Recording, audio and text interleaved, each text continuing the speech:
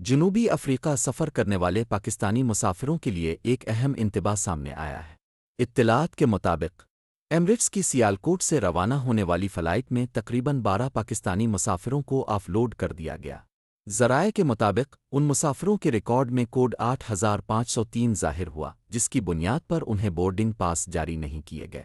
Airport حکام کا کہنا ہے کہ یہ مسئلہ زیادہ تر نامکمل مشکوک دستاویزات کی وجہ سے سامنے آتا ہے، جس کے باعث مسافروں کو سفر سے روک دیا جاتا ہے۔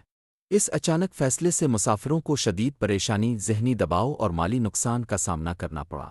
حکام نے مسافروں کو ہدایت دی ہے کہ سفر سے پہلے اپنے تمام کاغذات مکمل کریں، واپسی ٹکٹ اور ضروری دستاویزات کی تصدیق کروائیں، اور ایئر لائن متعلقہ اداروں سے مکمل کلیئرنس حاصل کریں۔ یاد رہے، اگر آپ بھی بیرون ملک سفر کا ارادہ رکھتے ہیں تو مکمل تیاری کے بغیر ہرگز سفر نہ کریں۔ آخر میں، مزید خبروں کے لیے ہمارے چینل کو فالو کریں۔